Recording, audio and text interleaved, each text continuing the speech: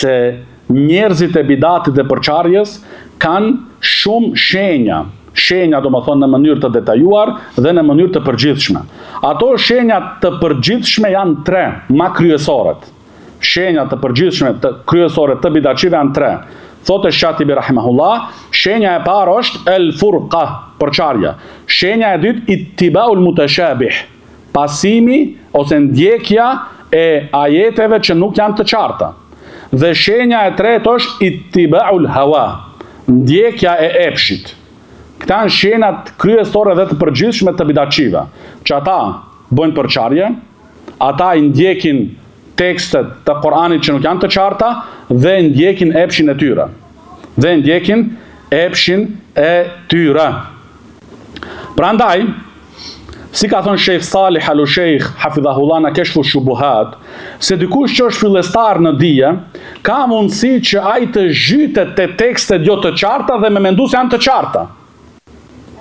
Kjo është shumë rëndësi, do të thonë dikush që nuk ja ka aberit, edhe merr ajete, mendon se është argument kundër palës tjetër, kurse të gjitha janë ato tekste jo të qarta.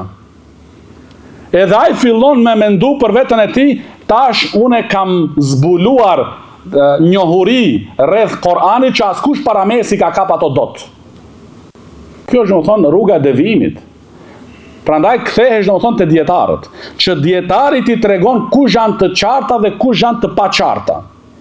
Dhe i bashkon.